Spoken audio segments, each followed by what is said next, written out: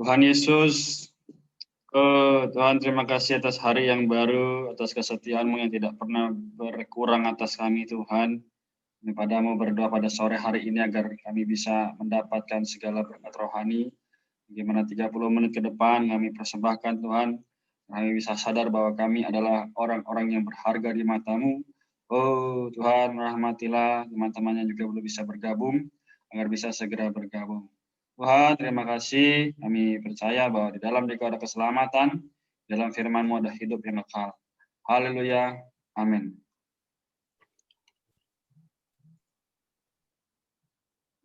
Oke, baik.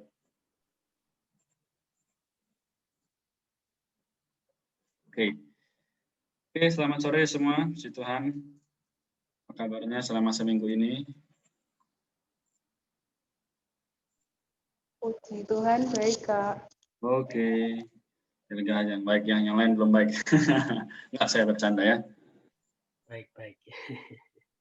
Oke, kita baca Yeremia 11 sampai 13.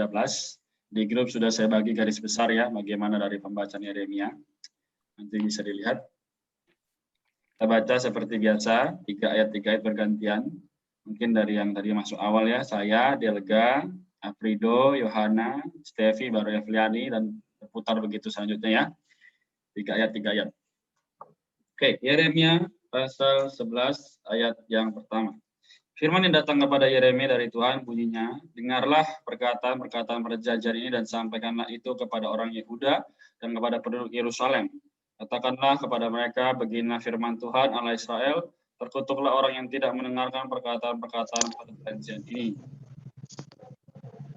Ayat 4, yang telah kuperintahkan kepada nenek moyangmu, pada waktu mereka kubawa keluar dari tanah Mesir, dari dapur peleburan besi, dengan berfirman, dengarkanlah suaraku, dan lakukanlah segala apa yang kuperintahkan kepadamu, maka kamu akan menjadi umatku, dan aku akan menjadi Allahmu, sehingga aku dapat menepati sumpah yang telah kuikrarkan kepada nenek moyangmu, untuk memberikan kepada mereka tanah yang berlimpah-limpah susu dan madunya, seperti halnya pada waktu ini.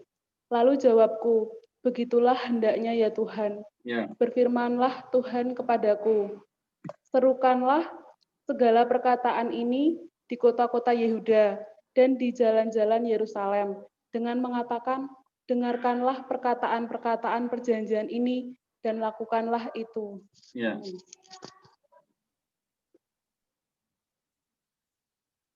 Loh, baik. Langsung ke Yohana ya, ayat 7.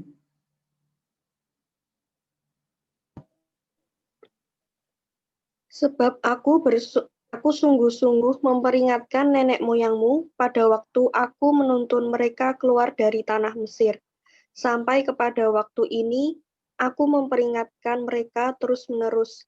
Dengarkanlah suaraku, tetapi mereka tidak mau mendengarkan ataupun memperingatkannya. Melainkan mereka masing-masing mengikuti kedegilan hatinya yang jahat. Maka aku telah mendatangkan ke atas mereka segala perkataan perjanjian ini yang telah kuperintahkan dipegang tetapi mereka tidak memegangnya. Berfirmanlah Tuhan kepadaku, telah terdapat persepakatan jahat di antara orang Yehuda dan penduduk Yerusalem. Silakan. Selanjutnya ada Stevi ya. Oke, ayat 10, mereka sudah jatuh kembali kepada kesalahan nenek moyang mereka yang dahulu telah menolak mendengarkan firman-Ku. Mereka mengikuti Allah lain dan beribadah kepadanya. Kaum Israel dan kaum Yehuda telah mengingkari perjanjian-Ku yang telah Kuikat dengan nenek moyang mereka. Sebab itu beginilah firman Tuhan.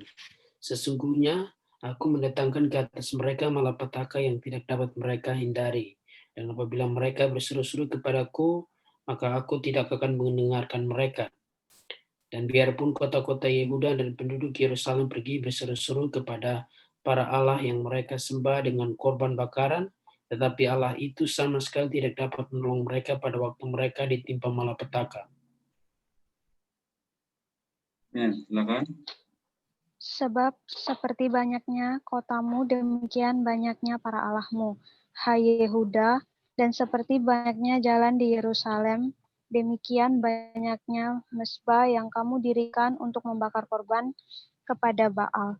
Adapun engkau, janganlah engkau berdoa untuk bangsa ini, dan janganlah naikkan permohonan dan doa untuk mereka, sebab aku tidak akan mendengarkan pada waktu mereka berseru kepadaku, karena malapetaka mereka.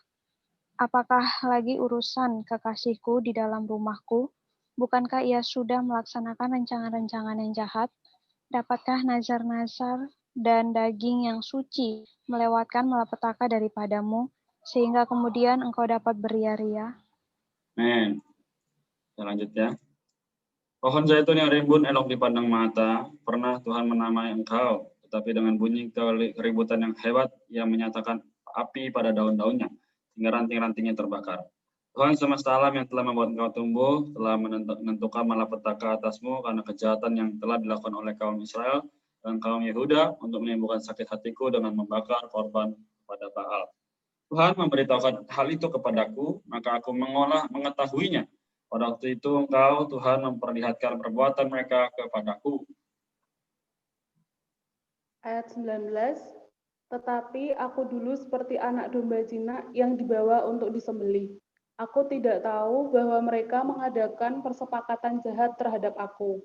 Marilah kita binasakan pohon ini dengan buah-buahnya. Marilah kita melenyapkannya dari negeri orang-orang yang hidup, sehingga namanya tidak diingat orang lagi. Tetapi Tuhan semesta alam yang menghakimi dengan adil, yang menguji batin dan hati, biarlah aku melihat pembalasanmu terhadap mereka. Sebab kepadamulah kuserahkan perkaraku. Amin.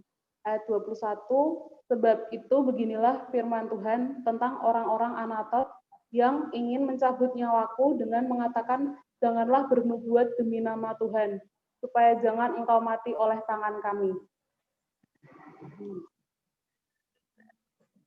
Amin. Ya, Yohana ya. Sebab itu beginilah firman Tuhan semesta alam, sesungguhnya aku akan menghukum mereka, pemuda-pemuda mereka akan mati oleh pedang, anak mereka yang laki-laki dan perempuan akan habis mati kelaparan di antara mereka. Sebab aku akan mendatangkan malapetaka kepada orang Anatot pada tahun hukuman mereka. Amin. Lanjut ya.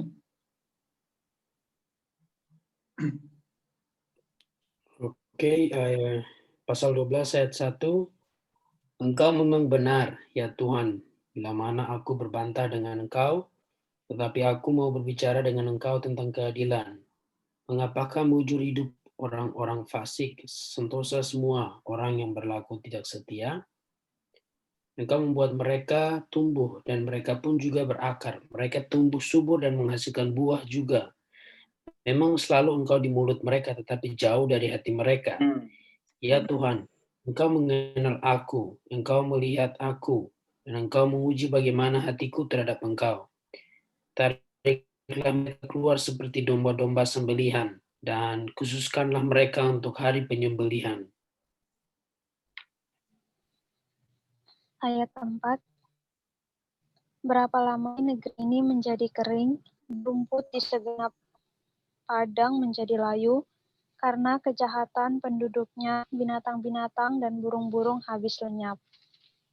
Sebab mereka telah mengira ia tidak akan melihat tingkah langkah kita. Jika engkau telah berlari dan orang berjalan kaki, dan engkau telah dilelahkan, bagaimanakah engkau hendak berpacu melawan kuda?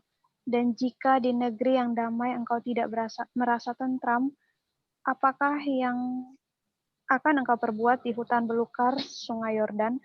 Sebab saudara-saudara dan kaum keluargamu, mereka sendiri juga berbuat khianat. Mereka juga bersama-sama di belakangmu.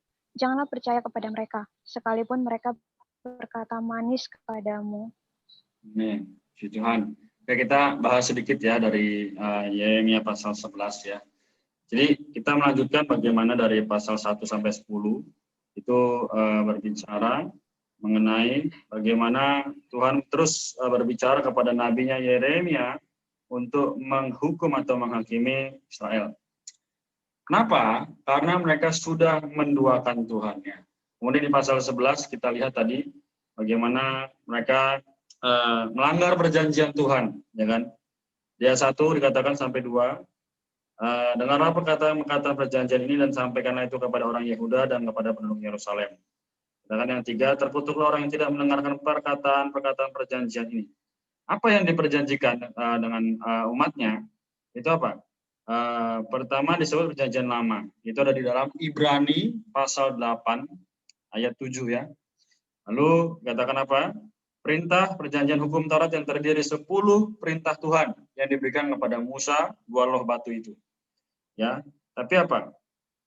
Karena tidak kudusnya mereka, karena mereka berzina dengan allah-allah lain, membuat patung dari lembu emas, ya.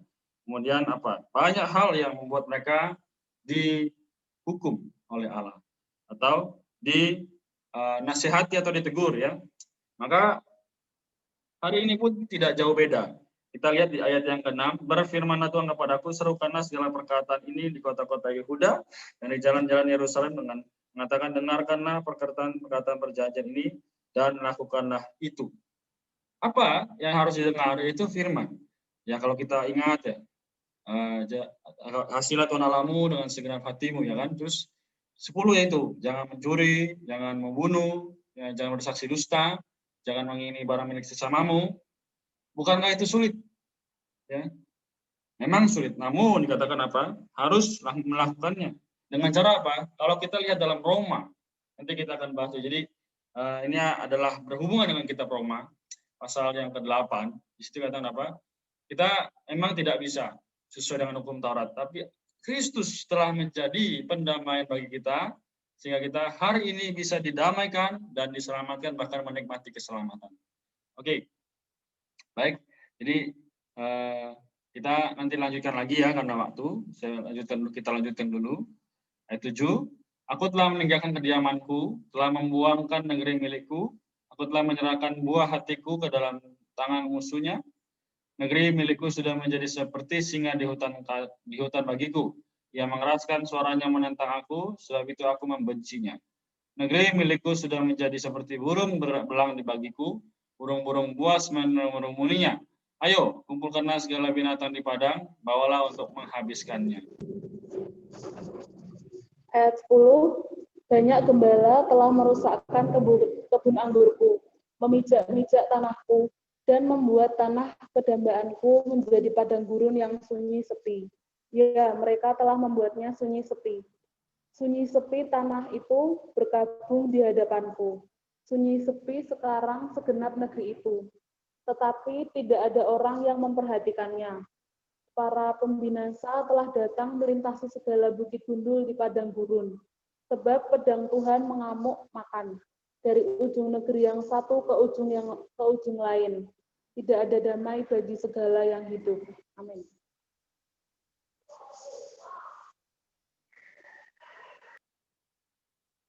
Amin. Silakan Yohana.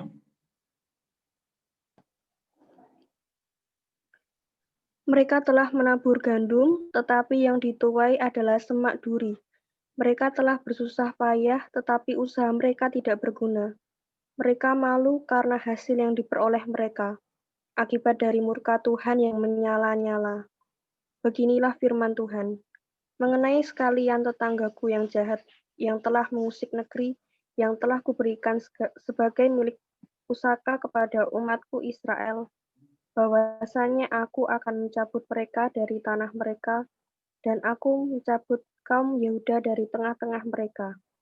Tetapi setelah aku mencabut mereka, maka aku akan menyayangi mereka kembali. Aku akan mengembalikan mereka masing-masing ke milik pusakanya dan masing-masing ke negerinya. Ya. Ayat 15. Ayat 16.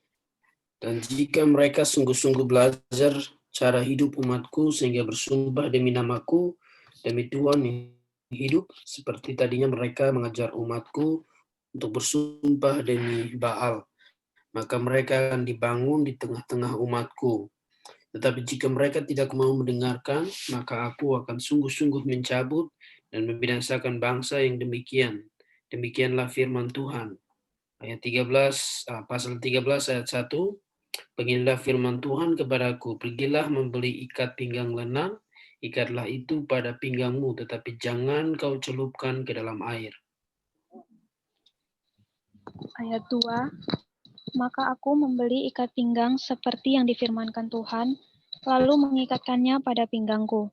Sesudah itu, datanglah firman Tuhan kepadaku untuk kedua kalinya, bunyinya, ambillah ikat pinggang yang telah kau beli dan yang sekarang pada pinggangmu itu. Pergilah segera ke sungai Efrat untuk menyembunyikannya di sana di celah-celah bukit batu. Amin. Maka pergilah aku, lalu menyembunyikannya di pinggir sungai Efrat seperti yang diperintahkan Tuhan kepadaku. Sesudah beberapa waktu lamanya berfirman Tuhan kepadaku, pergilah segera ke sungai Efrat, mengambil dari sana ikat pinggang yang ku perintahkan kau sembunyikan di sana. Maka pergilah aku ke sungai Efrat, lalu aku menggali dan mengambil ikat pinggang itu dari tempat aku menyembunyikannya. Tapi ternyata ikat pinggang itu sudah lapuk, tidak berguna untuk apapun.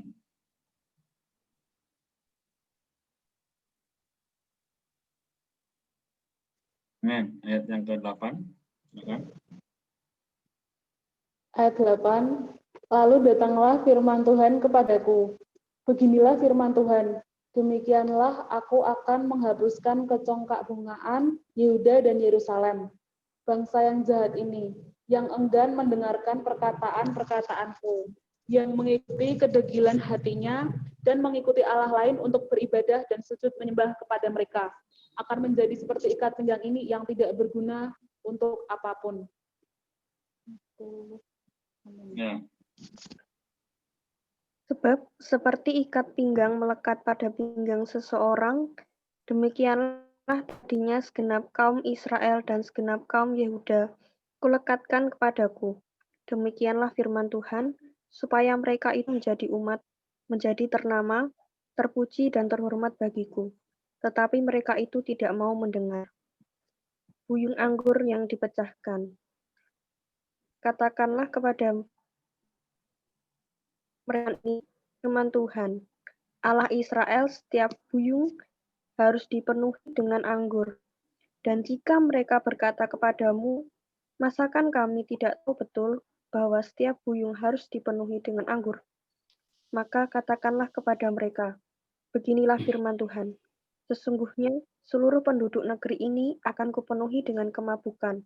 Para raja yang duduk di atas tahta Daud, para imam, para nabi, dan seluruh penduduk Yerusalem. Ayat 14, aku akan memanggilkan kepada yang lain sampai mereka hancur, bapak-bapak dan anak-anaknya. Demikianlah firman Tuhan. Aku akan membinasakan mereka tanpa belas kasihan, tanpa merasa sayang dan tanpa ampun. Dengarlah, pasanglah telingamu, janganlah kamu tinggi hati, sebab Tuhan telah berfirman. Permuliakanlah Tuhan Allahmu sebelum ia membuat hari menjadi gelap. Sebab sebelum kakimu tersandung di atas bukit-bukit yang diliput senja. Sementara kamu menanti-nantikan terang, tetapi ia menjadikan hari kelam pekat dan mengubahnya menjadi gelap gulita. Ayat 17, jika kamu tidak mau mendengarkannya, aku akan menangis di tempat yang tersembunyi oleh karena kesombonganmu. Air mataku akan berlinang-linang, bahkan akan bercucuran. Tuhan diangkut tertawan. Katakanlah kepada raja dan kepada ibu suri, duduklah di tempat yang rendah sekali, sebab mahkota kemuliaanmu sudah turun dari kepalamu. Kota-kota tanah Negeb gerbangnya, dan tidak ada seorang pun yang membukanya. Segenap Yehuda sudah diangkut ke dalam pembuangan, seluruhnya. Amin. Hayangkanlah matamu, hai Yerusalem, dan lihatlah ada orang-orang datang dari utara. Di manakah kawanan ternak yang diberikan kepadamu, sambil kambing domba yang menjadi kemuliaanmu? Apakah yang kau katakan apabila diangkat menjadi kepalamu, orang-orang yang kau perlakukan sebagai pacar? Bukankah kesakitan akan menyergap kau, seperti halnya seorang perempuan yang melahirkan? Dan apabila engkau bertanya dalam hatimu, mengapakah semuanya ini menimpa aku? Karena banyaknya kesalahanmu lah, maka disinggahkan ujung kainmu dan engkau diperkosa. Ayat 23, dapatkah orang Ethiopia mengganti kulitnya? Atau macan tutul mengubah belangnya? Masakan kamu dapat berbuat baik, hai orang-orang yang membiarkan diri berbuat jahat? Aku akan menghamburkan mereka seperti sekam, diterbangkan angin pada itu bagianmu yang telah kuukur untukmu. Demikianlah firman Tuhan, karena engkau melupakan aku dan mempercayai dusta. Amin.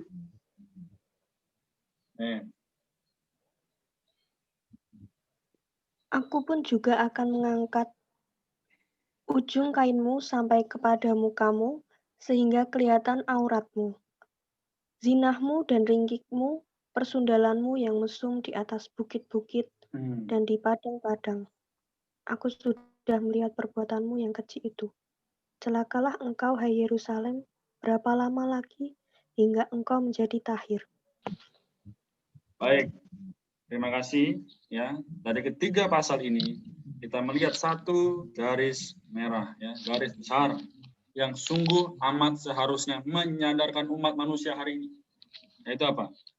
Ya, tadi kita sudah bahas dari setengahnya ya, Yeremia 11 sampai 12 pasal 6 tadi ya.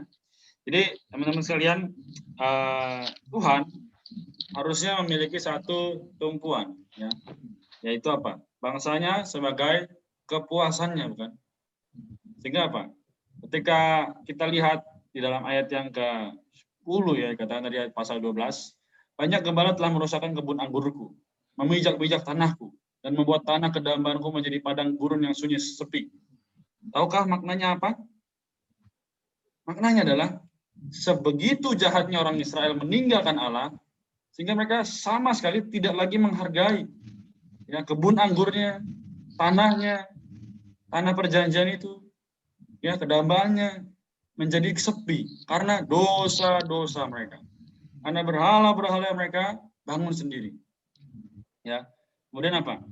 Di ayat yang ke-14, inilah firman Tuhan mengenai sekalian tetanggaku yang jahat, yang telah mengusik negeri yang telah kuberikan sebagai milik pusaka umatku Israel, bahwasanya aku akan mencabut mereka dari tanah mereka, dan aku mencabut kaum Yehuda dari tengah-tengah mereka.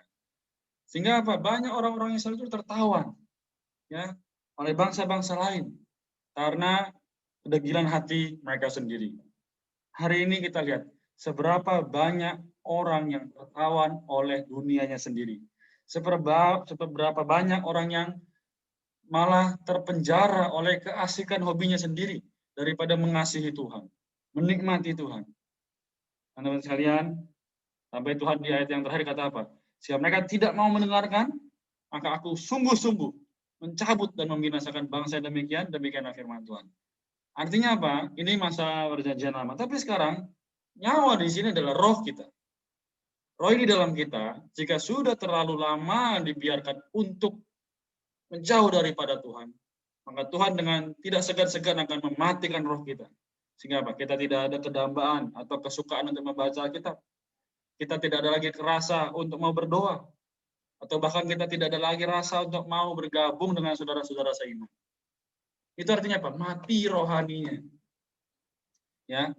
Sedemikian pun dengan kita lihat peringatan-peringatan ya, Ananias dan Safira, contoh di Perjanjian Baru, ketika mereka mengambil setengah yang seharusnya diberikan pada Tuhan, di situ putuslah nyawa mereka. Ya kan?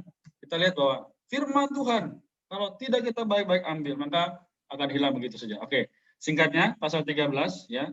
Kita lihat di sini dikatakan bahwa Tuhan selalu ingin mempunyai hubungan yang erat dengan umatnya.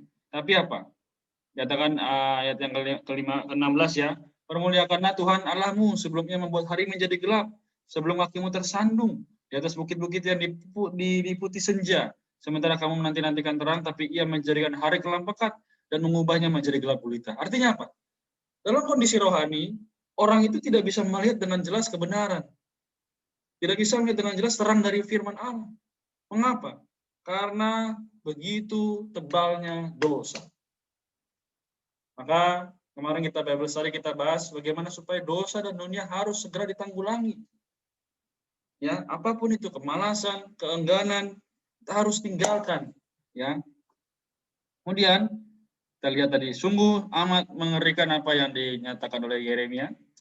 Itulah nasibmu, bagianmu yang telah kuukur untukmu. Demikianlah firman Tuhan, karena engkau melupakan aku dan mempercayai dusta. Ya, jadi banyak sekali sensasi-sensasi yang dicari oleh orang-orang hari ini. Kalau enggak rame, aku nggak mau ikut.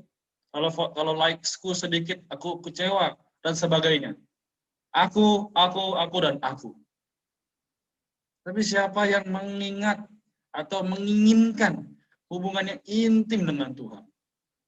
Mungkin memang ditayangkan, ya. Banyak orang mulai melihat bahwa situasi zaman ini sudah mulai pada akhirnya. Tapi siapa yang sadar dan siapa yang mau berpaling kepada Tuhan? Ya, baik. Puji Tuhan, jadi ini kesimpulan singkat dari Yeremia 11-13. Ketika ada pertanyaan silakan ditanyakan ya. Kita lanjutkan dulu 2 Timotius 1 ayat 1 sampai pasal 2 ayat 2. Amin. Oke. 2 Timotius pasal 1 ya. Puji Tuhan, kita sudah habis 1 Timotius. Selanjutnya, siapa tadi? Tadi Yohana itu baru baca 2 ayat, jadi masih ada 1 ayat lagi. Oke, silakan Yohana 1 ayat lagi.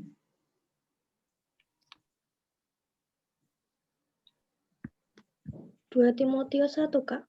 Iya. Pasal 1, ayat 1. Betul. Oh iya. Dari Paulus, Rasul Kristus Yesus, oleh kehendak Allah, untuk memberitakan janji tentang hidup dalam Kristus Yesus. Amin. Ayat 2, kepada Timotius, anakku yang kekasih, kasih karunia, rahmat, dan damai sejahtera dari Allah Bapa dan Yesus, dari Kristus Yesus Tuhan kita menyertai engkau. Aku mengucap syukur kepada Allah yang kulayani dengan hati nurani yang murni seperti yang dilakukan nenek moyangku. Dan selalu aku mengingat engkau dalam permohonanku, baik siang maupun malam. Dan apabila aku terkenang akan air matamu yang kucurahkan, aku ingin melihat engkau kembali supaya penuhlah kesukaanku. Ayat 5. Sebab aku teringat akan imanmu yang tulus ikhlas, yaitu iman yang pertama-tama hidup di dalam nenekmu, Lois, dan di dalam ibumu Eunike, dan yang aku yakin hidup juga di dalam dirimu. Karena itulah aku peringatkan engkau untuk mengobarkan karunia Allah yang ada padamu oleh penumpangan tanganku atasmu. Sebab Allah memberikan kepada kita bukan roh ketakutan, melainkan roh yang membangkitkan kekuatan, kasih, dan ketertiban. Amin. Oke, jadi janganlah malu bersaksi tentang Tuhan kita, dan janganlah malu karena aku, seorang hukuman karena dia, melainkan ikutlah menderita bagi Injilnya oleh kekuatan Allah. Dialah yang menyelamatkan kita dan memanggil kita dengan panggilan kudus, bukan berdasarkan perbuatan kita, melainkan berdasarkan maksud dan kasih karunia-Nya sendiri, yang tadi karuniakan kepada kita dalam Kristus Yesus sebelum permulaan zaman. Dan yang sekarang dinyatakan oleh kedatangan Juru Selamat kita Yesus Kristus, yang oleh Injil telah menyelamatkan kuasa maut dan mendatangkan hidup yang tidak dapat binasa. Ayat 11, untuk Injil inilah aku telah ditetapkan sebagai pemberita, sebagai rasul dan sebagai guru. Itulah sebabnya aku menderita semuanya ini. Tetapi aku tidak malu, karena aku tahu kepada siapa aku percaya, dan aku yakin bahwa Dia berkuasa memeliharakan apa yang telah dipercayakannya kepadaku hingga pada hari Tuhan. Amin. Peganglah segala sesuatu yang telah engkau dengar daripadaku sebagai contoh ajaran yang sehat, dan lakukanlah itu dalam iman dan kasih dalam Kristus Yesus. Amin. Peliharalah harta yang indah, yang telah dipercayakannya kepada kita oleh Roh Kudus yang diam di dalam kita. Engkau tahu bahwa semua mereka yang di daerah Asia Kecil berpaling daripadaku, termasuk Figelus dan Hermogenes. Tuhan kiranya mengaruniakan rahmat-Nya kepada keluarga Onesiphorus yang telah berulang-ulang menyegarkan hatiku. Ia tidak malu menjumpai aku di dalam penjara. Amin. Ayat 17, ketika di Roma ia berusaha mencari aku dan sudah menemui aku. Kiranya Tuhan menunjukkan rahmat-Nya kepadanya pada harinya. Betapa banyaknya pelayanan yang ia lakukan di Efesus, engkau lebih mengetahuinya daripadaku. Ayat pasal 2 ayat 1, sebab itu hai anakku jadilah kuat oleh kasih karunia dalam Kristus Yesus. Amin. Satu ayat terakhir. Ayat 2.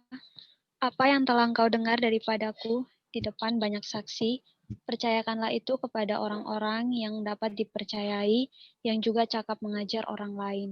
Amin. Puji Tuhan. Oke.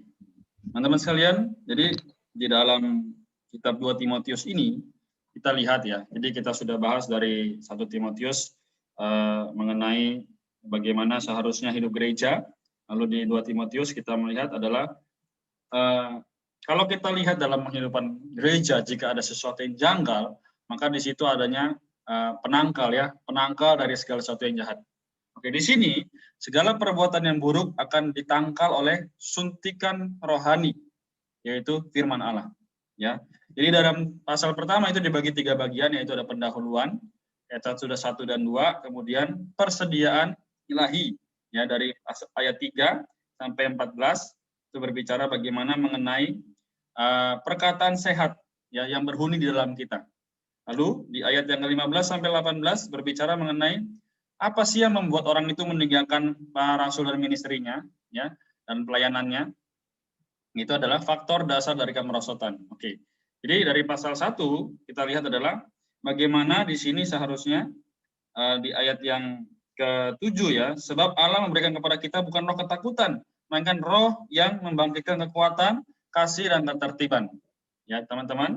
Jadi pada sore ini kita kembali belajar apa? Jadi jangan malu bersaksi tentang Tuhan kita. Ya enggak? Dan jangan malu karena aku, seorang hukuman karena dia. Dan ikutlah menderita bagi Injilnya oleh kekuatan Allah. Jadi sekarang saya mau tanya, Tuhan menderita apa enak?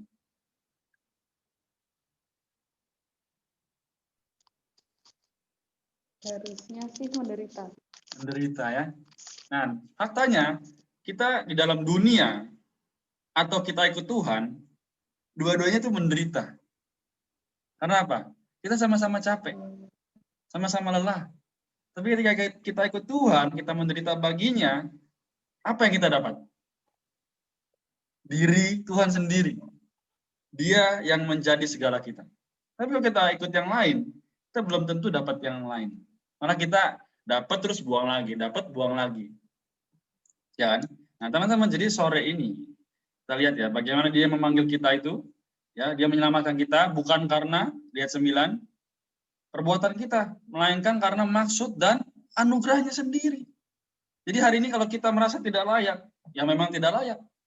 Tapi oleh karena anugerahnya, dia menyelamatkan kita, dia membawa kita bisa beroleh keselamatan. Puji Tuhan ya. Amin. Jadi itu yang bisa saya sampaikan. Dan bagaimana tadi dikatakan apa? Apa sih yang membuat mereka meninggalkan? Yaitu apa? Karena tidak mau menderita bersama Kristus. Karena mereka mau menang sendiri. Demikian. Jadi ketika kita ikut Tuhan, harus memiliki satu pemandangan yang baru, yaitu kita harus menyuntikkan firman Allah sebagai firman yang kudus, yang rohani, kepada kehidupan gereja yang semakin hari semakin merosot ini. Ya, nanti saya akan beberkan faktanya apa saja yang membuat merosot dan apa saja apa buktinya yang gereja merosot. Ya, puji Tuhan. Jadi kita sampai di sini. Ya, kalau ada pertanyaan dipersilakan. Kalau tidak ada, kita tutup. Oke, rasanya tidak ada ya. Baik, kalau begitu kita bisa foto dulu ya, lalu setelah itu kita akan berdoa. Amin. Mari kita ambil